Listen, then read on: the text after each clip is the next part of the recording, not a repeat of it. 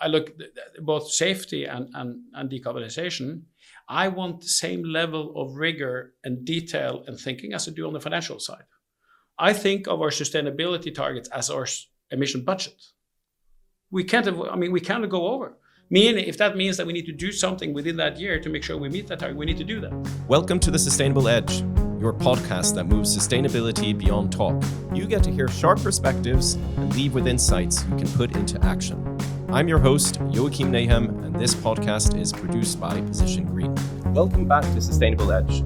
Today you're listening to my conversation with Lasse Kristoffersen, the CEO of Wallenius Wilhelmsen, a market leader in roll-on and roll-off shipping and vehicle logistics. If you own an EV, there's a large chance that Wallenius Wilhelmsen has delivered the car to you, or at least your dealership. Lasse, welcome to Sustainable Edge. Great to have you here. Thank you so much, and thank you for the invitation. We have a wonderful view here from your headquarters in Oslo. Maybe you can tell our listeners who are not that familiar with Ro-Ro or vehicle transportation. What do you do at Wallenius Wilhelmsen? Yeah, so maybe I could start with the term Ro-Ro. That means roll-on, roll-off. So our background comes from shipping. And a ship, you could either fill it with a crane and lift something in, or you could have a pump and pump it in a tanker. We are filling our vessels with stuff that can roll on its own wheels, largely speaking. And that's why roll-on, roll-off. So our vessels have a ramp at the end. So we're a big movable parking house in that sense. But then beyond that, so we now have 125 vessels around the world.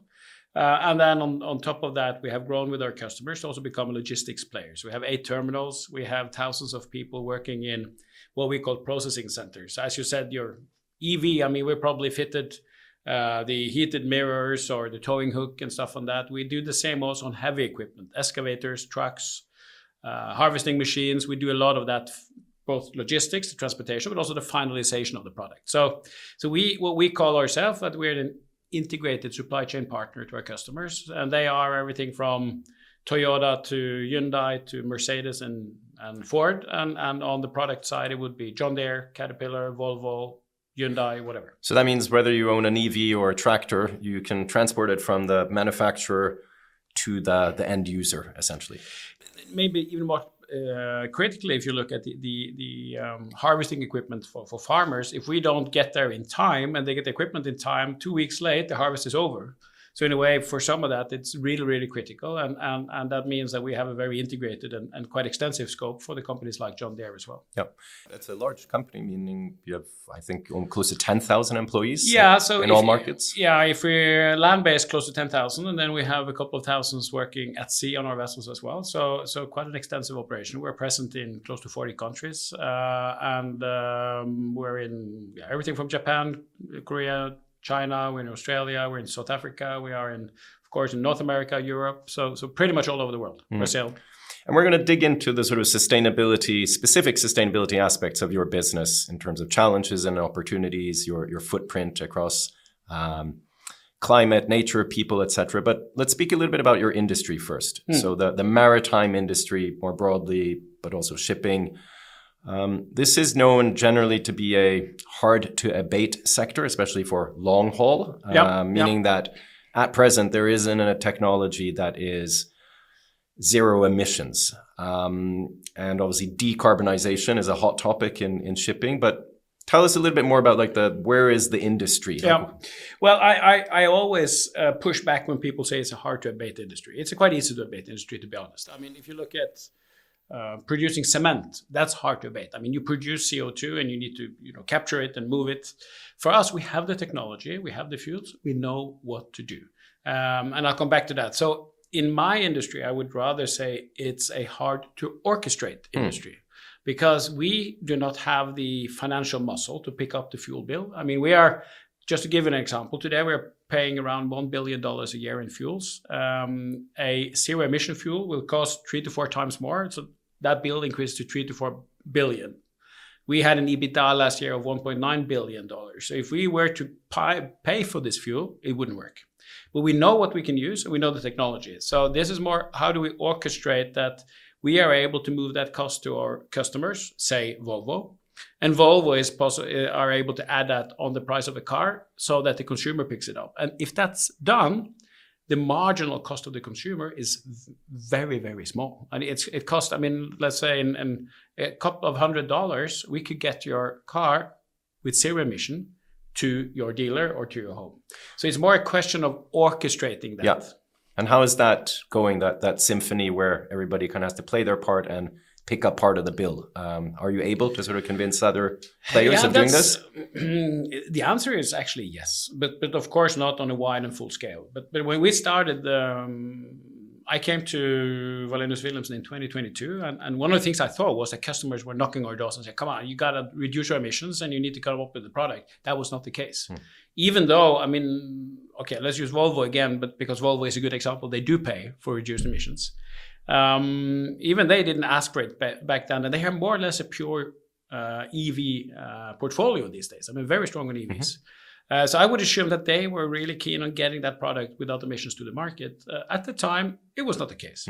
So what we did 2 years ago was that we decided we need to get our customers on board. So we very deliberately started to develop products, what we call reduced carbon freight. Very simply told, if you move a car from Asia to Europe, if you add 10% on the rate, we can reduce 25% of the emissions. And the way we do that now is to use biofuels. And that was quite successful. And we have been able to get a lot of customers in 23 and 24 into this. In 23, we used more or less 0% biofuel. In 2024, more than 10% of the fuel we used was a biofuel blend, meaning that it had a component of biofuel 30%. And that will double in 2025. In total, our customers will pay between $50 and $100 million extra in 2025 to reduce emissions. So biofuel is kind of the fuel or technology you're banking on, or are there others? There are different ways. Hydrogen, ammonium, where? Yeah, so there are different ways. The fundamental thing we do is to make transport as energy efficient as we can. Whatever we do, the most cost-effective way to reduce emissions is to increase energy efficiency. And we do that by modifying current ships in terms of operations. We use AI on board to guide the captains on how to run the vessel. We replace bulbous bows, and we put in a lot of technology. Then, in the next generation of vessels, we build them bigger and more efficient so that we can drive down the emissions per unit transport. But still, the baseline today is to use carbon-based fuels. So the next wave of reducing carbon in the fuel, that's biofuels. That's something we can blend into the current technology. So in our 125 vessels, we can use biofuels. For us, that will be biodiesel. So that's the step one. And then, of course, eventually we are now also building vessels that can run on methanol, and we can source biomethanol, and eventually e-methanol produced from renewable power, call it green methanol. And we will now also have vessels running on LNG. They could use bio-LNG and ultimately be converted into run on ammonia. So when it comes to the fuel itself, we see this as probably two phases. The next 10-ish years up until mid-30s, the majority of the decarbonization will happen from biofuels of all sorts. And then probably from the mid-30s, we will see that we expect, nobody knows, but we expect that we will have better access to e-fuels, green fuels, meaning green ammonia and green methanol. But still, that availability is so limited that we can't base ourselves on that. And those would be new builds. Yeah, and then to be able to use methanol or to be able to use ammonia, we need to build new vessels with new technology, new storage system, new piping, new fuel system, and new engines. So the only thing we can put into the existing technology, that's biodiesel. But the thing is, nobody knows where this will happen, and the key for us is to create optionality. We have a very clear mission. We will get to zero by 2040. We will get down with 45% from 2022 to 2030. We will do that by energy efficiency, but then by phasing in biofuels and eventually green fuels into the mix. And what you're talking about now is a mix of emissions that you own in terms of sort of your scope 1 and scope 2 and your vessels, your whatever sort of you directly control, but you're also talking about what we refer to as scope 3. So your supply chain, where you are dependent on your suppliers or even in the value chain, that they sort of commit to this net zero journey. And since my understanding is you kind of want to be an end-to-end player here, you're very much dependent on, be it Volvo or the dealerships or others, being part of this journey. Yes. And You said to begin with, they were not exactly knocking on your door, but you seem to be optimistic now. So what's changed? Yeah, well, I think one thing changed, that we gave them a product that they could buy. We didn't have that, right? So I think that's one thing. And then also these companies also have ambitions like ourselves. And when we meet their teams, they sit on the other side and say, we want to do a difference as well. So I think this has been an evolving scene. And then we could probably discuss later on what happens right now in terms of maybe an opposite wave in the world. But that has been quite positive. We're an end-to-end service provider, but way above 90% of our emissions come from shipping. And that's why we focus a lot on that. On the land-based side, we have already invested quite a lot. So we're replacing all our equipment, all our cars, all our trucks, everything into zero emission. We are over time now phasing in only green power or green certificates for power in reality. So we are greening the whole chain, but the big bill, the big issue on decarbonization, that's for the vessels. And do you feel the market is rewarding you? Because obviously you're not just doing the bare minimum. You want to be a leader in this space. You want to, as you said, whether you're the conductor or not, you can say yourself, but you want to orchestrate some of this. Sometimes you have to push, you have to pull, you have to nudge. But do you feel you're being rewarded in terms of, I believe you're listed on the Oslo Stock Exchange, but you obviously are in the capital markets when it comes to borrowing money. So are the capital markets the equity and capital markets, are they rewarding you for this sustainability journey? The capital markets are rewarding us marginally. So we have sustainability-linked financing, and meaning that the better we do on sustainability, in reality, a lot focused on decarbonization, the better terms we get on those slightly lower base points. Slightly lower, but let's be honest, it's marginal, right? Yep. So we do that because we will deliver on sustainability anyway, so let's get the cheapest financing we can, but that's on the marginal. And I would say when it comes to the customers, whether they're supporting it and whether it's a competitive advantage, I don't know, but at least they're accepting it. But what I firmly do believe, is that those that can make that transition available and affordable for our customers, they will be winners. This problem of climate change is not going away. It's becoming worse every day. So for us now to position ourselves to be a leader in this, we call ourselves shapers, to create the solutions and come up with solutions where we can significantly reduce the cost of the transition because we have scale. I think that's enormously effective. And you've been quite vocal in your industry on, I believe you even used the word of profiting or free riding on emissions, that you'll obviously be a lose-lose situation for everyone because of climate change, but somebody needs to take responsibility here. Yes. And obviously you're challenging a little bit your industry, I guess, especially when you say it's not hard to abate, because that is the term typically used. Yeah. But that's really, that excuse, right? And then others could say, but you should use that green power for something else than green fuels and vessels. But that's just, to me, avoiding the real problem. We need to show leadership. We need to find ways. My job as a CEO of the world's largest and most important shipping logistics company with our customers is to find a way, point a way, and nudge our organization and our customers to join it. And then eventually, of course, for this to come at scale, you need regulations, because it will be more expensive. There's no doubt. But we can't sit and wait for regulations. We need to act now. And I feel a very personal responsibility. I mean, this is part of my motivation for why I have this job. We're transporting and managing zero emission stuff, EVs. We need to show the way. Let me ask you, since you mentioned want to make a difference. So I suspect we have a above average number of listeners who want to make a difference, whether they work directly or indirectly with sustainability. I think it often comes down to so what can I do at the personal level, at the professional level? Do you have a piece of advice for some of our listeners in terms of, so how do you make a difference? Whether they work in your industry or not. I think a lot of them are asking for, how can I make a difference?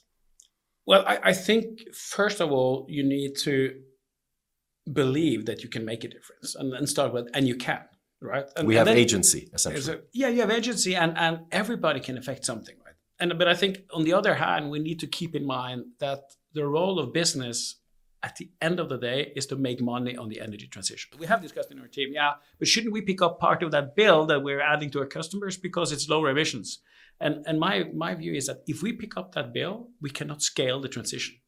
Our job is to make that transition profitable for us, for our customers, and acceptable to society. So so my encouragement to people in companies is to look at ways in which you can find areas where you can make that transition profitable. And because if it's not profitable, if it's just charity, it won't scale. No, right? Exactly. And then second is keep on challenging and never accept the fact that if people say we can't do it, it's hard to abate, the winds have turned, the society doesn't matter anymore. It's wrong. This problem is getting stronger every day. And just to speak up and be clear and say we need to solve this issue and challenge people every day, that will make a difference. So let's talk about that a little bit. Also the current setting, the reality that you mentioned, where there is generally it's been for quite some time. It's not just with the Trump administration, but there's been a kind of a backlash against this whole sustainability agenda. There are slightly different motivations, but the impact has been that we've gone from CEOs, to be a little bit facetious, we've had sort of CFOs at Davos, everybody with their UN Sustainable Development Goal pins, everybody's talking about diversity, equity, and inclusion. And then all of a sudden, it goes completely quiet. And in some cases, they're actually retracting what was said. So companies who've said, we are proud to have initiatives here, to be measured, held accountable on this, they're wiping this clean. They're saying as though we've actually never really meant this. So the net zero was meant as an intention. Reporting we've done before is actually being erased in some cases. So it's a very quick, talking about transition on the sustainability space. And there seem to be not that many voices or CEOs who want to speak up on this now. It's a shame. It's a shame. And I really feel bad about some of these players that suddenly one day has this and the other day are moving away and looking upon it more as a marketing gimmick, right? Okay, now it's the tides have turned. Let's change our narrative. I mean, I find that very challenging. And I personally feel that then I should speak with even louder voice in terms of saying these are real problems. They are not going away. The longer we wait on tackling them, the tougher it will be. And those who act today and position us for a future where we need to tackle it will be winners. And that's my fundamental belief. The more we wait, the more radical things we need to do. And we see it already. And I don't think that there is a real tide of turns. In general, I mean, politics come and go, but the fundamental thing is still there. And then there is a fundamental change in maybe in Europe with a refocus on security, right? I mean, that is a fact. States need to spend more money on military security and leaving less for other stuff. That's just a fact, but it doesn't change the problem. The problem does not go away, and it will just hit us harder.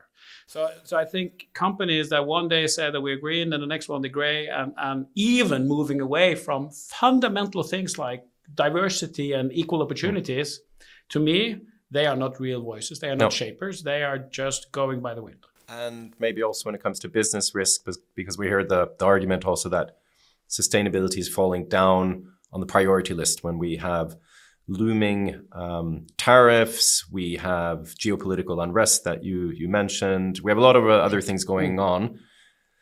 This is not top of mind for the CEO anymore, but you're basically saying that is wrong almost from a kind of ethical perspective, but also from a business risk, because the risk is there, if not stronger. Yes. And it obviously doesn't follow electoral cycles or other things. It's there. So you're saying that would be a grave mistake. Yeah, and I've been involved in it. I used to have a role as the president of the Norwegian Shipowner Association, meaning that I'm the chair of the board and representing the owners. And I spent quite some time facilitating a new strategy on behalf of our members. And back then, this is just a few years ago, we talked about should we reach zero in 2050? Do you really believe that we, men, 30, 40, 50 years old in 2019 will decide what the society requires in 2050? Forget about it. This problem is growing by the day. So when we get to the 2030s and 2040s, we can't decide now what we want to do in the 2050s. And I'm totally convinced that climate change is real. is dangerous. It's hurting us. It's going to hurt us more. And at one point, we need to stand up to it.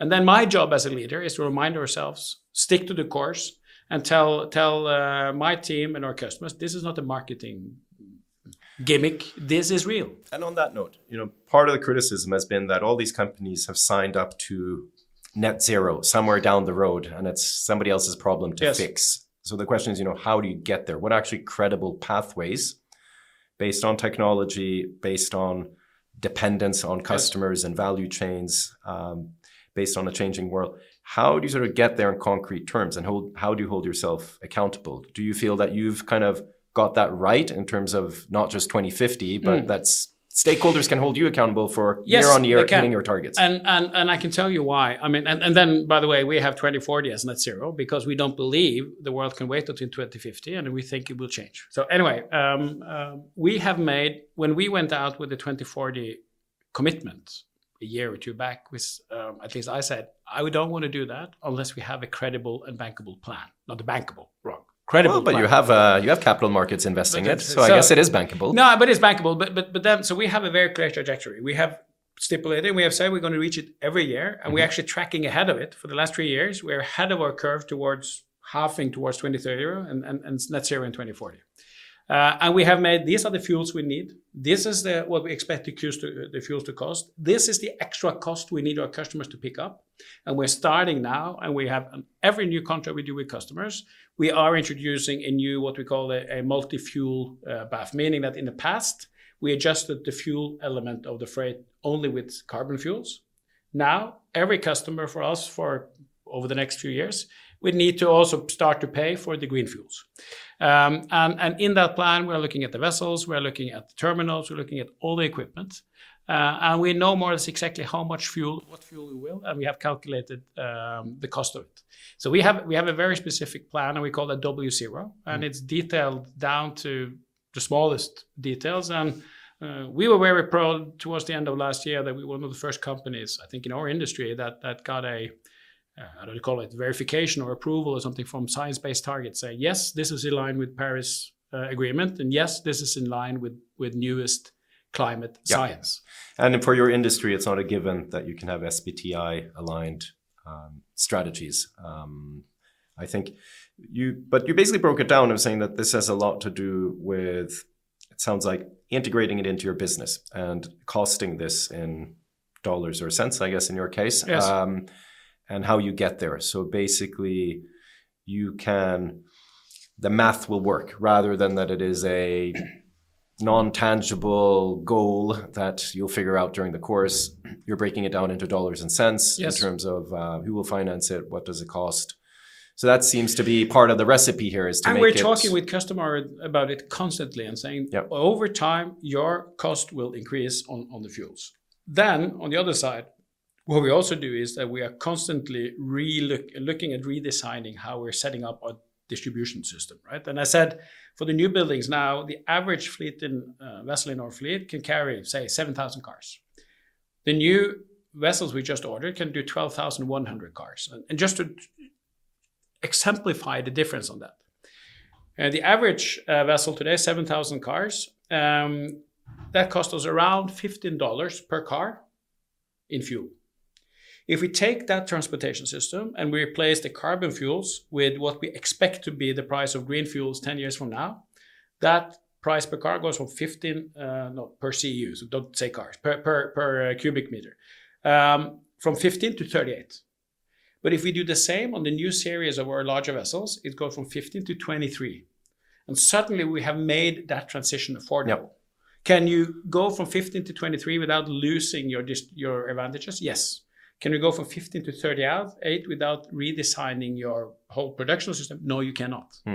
So to us, we're constantly looking at how can we rethink the whole system so we make that transition so affordable that our customers can afford it and the society can afford it. But it sounds like you're doing your sustainability strategy similar to how you would do with financial metrics. You're basically giving it the granularity that would allow an analyst to sort of run the numbers themselves and say, does this make sense? And making the business case. Yes. At the same time here, we are talking about, or you've said you're committed to this, you don't need to be convinced. So you, as long as you're at the helm or it's part of the DNA for Wallenius Wilhelmsen to do this. But what about for others in terms of, and this comes to the question of regulation, because a big trend right now is, at least parts of the world, deregulation. Industries that felt regulation went too far, whether it's sustainability or technology and other things. And the EU's obviously come under pressure for being over-regulatory and over-complicating things, including on sustainability. At the same time, it's not a given that companies in your industry will do anything unless there's regulation. So where do you stand on what should be regulatory, what should be voluntary? How do you get there as an industry? Well, I started this conversation with saying we're not in hard to abate industry, we're in hard to orchestrate industry. And how do you orchestrate industries? Well, you need to orchestrate the markets, and that you do by regulations.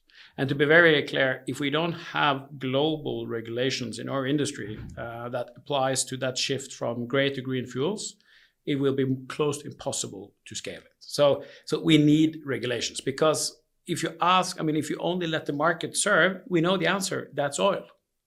Nothing can beat oil. So I think you need to intervene into that market, but then create mechanisms in that market that makes the extra cost as little as possible. And you're quite right. When I look at sustainability, I look at both safety and decarbonization. I want the same level of rigor and detail and thinking as I do on the financial side.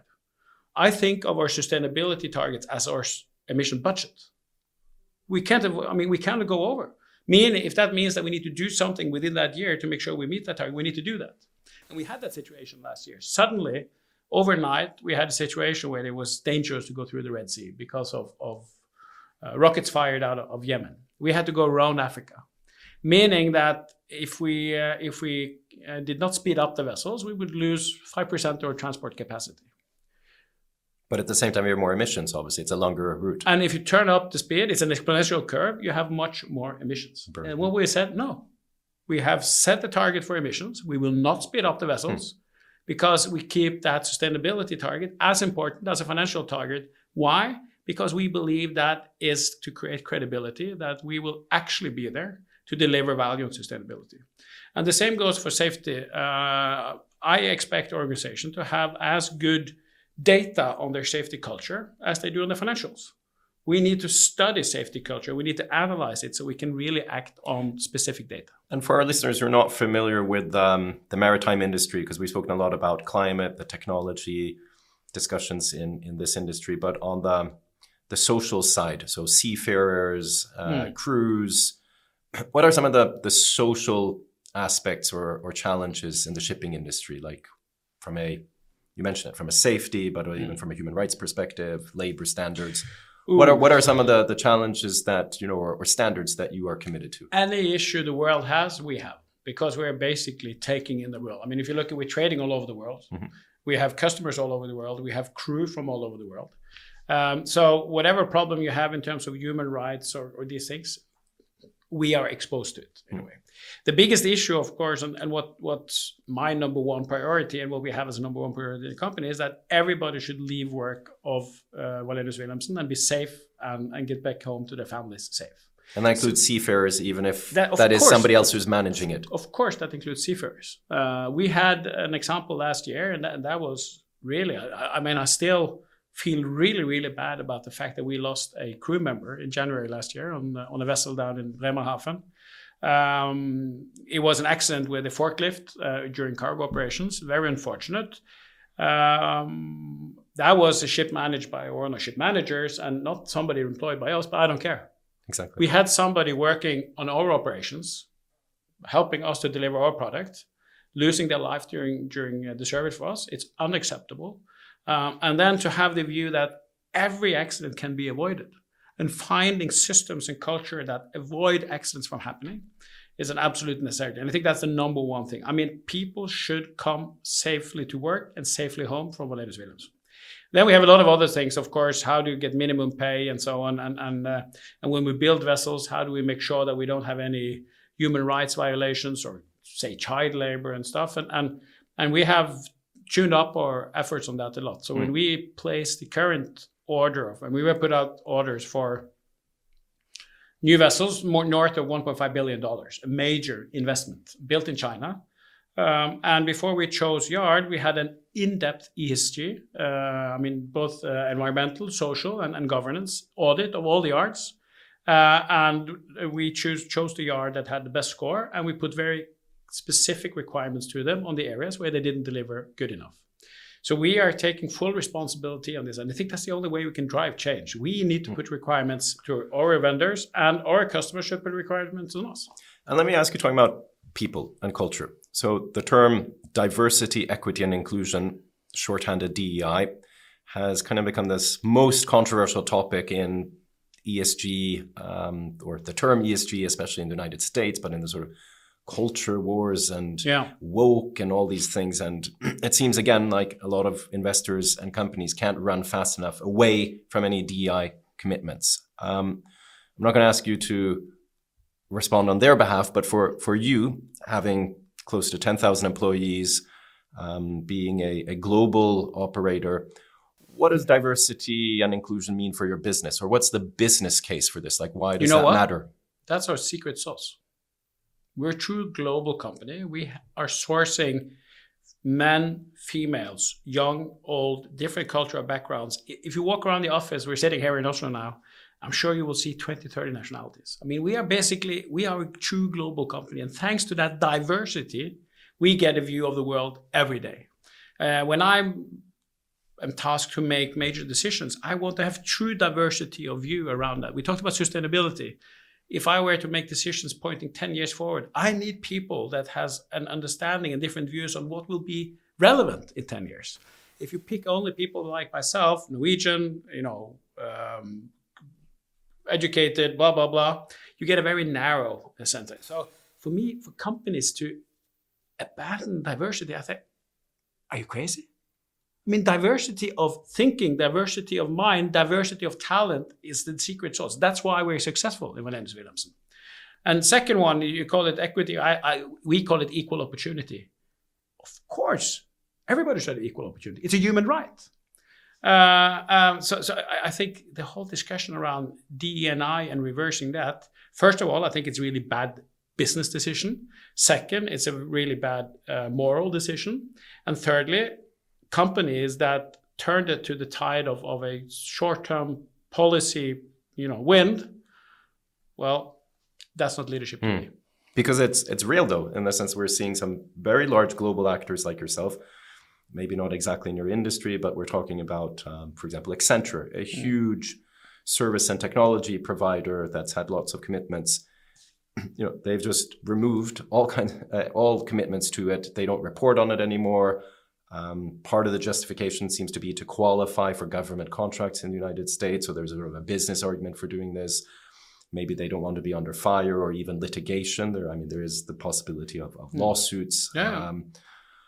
So you think they've just got it wrong from a moral and business and legal perspective. And legal. But of course, we need to adapt to the local legal system in the countries we operate. And maybe it's okay in Norway to say we want to have 40% female leaders, but we cannot say that we want to have 40% female leaders in the US. But that doesn't mean that we cannot have a clear view that our company becomes bigger, stronger, and faster if we have diversity. If we're not able to tap into female leadership, we will lose out on a lot of talent. I mean, these are fundamental beliefs on how do you drive culture and development in a company. And then maybe in some local area, you can't use a specific metrics. But from that to go to saying, we're reversing our DEI, we don't talk about it, that's not leadership. And I don't want to talk about specific companies, but I can assure you that I want my team to ask those questions to our vendors. Do you really stand up for equal rights, equal opportunities, and the value of diversity? If not, you can't help us. Well, very interesting. Maybe we can end our conversation on a piece of advice again for our listeners. We've spoken about agency and actions you can take, but is there, again, given everything that you've spoken about, is there something more that we can do in terms of, you said moral leadership, making the sort of the business case, any further advice for, and I said there are quite a lot of young people who talk about demography of our listeners. It probably tends more to young people who are quite committed to this, but maybe feel, like many, a little bit discouraged, dissuaded the way the world looks now, and are searching a little bit of purpose. Don't give up. Yep. It's your future. I mean, don't let men like me, 50 plus, unfortunately, control your future. 2, speak up. You need to raise your voice, and even just speaking up makes a little bit of a difference. Make sure you do that also in your company. Challenge your leaders, challenge your teams. And 3, nudge. Don't look for the biggest, but I'm so far away, I can't do it. I mean, if you can remove 1 ton because you have done something smart, you have moved something faster, or you've got something earlier, I don't know. Everybody can do a little nudge. And then I think if I were to be giving a little word of caution, don't believe that we can make this transition through charity and through believing that human mankind will be different. People will not sacrifice themselves to this. We need to create business models. We need to create societal models where this becomes acceptable and profitable and affordable for our society. If we make this into discussion, I mean, stop doing that and don't live your life, it will not happen. Humanity never go backwards. We go forward. We just need to go forward with another compass. Lasse, it's been a true pleasure having you on the Sustainable Edge podcast. Thank you so much for coming. Thank you for having me. That's it for this episode of Sustainable Edge. If you found today's conversation inspiring, make sure to subscribe and leave us a review. It helps more sustainability leaders find us.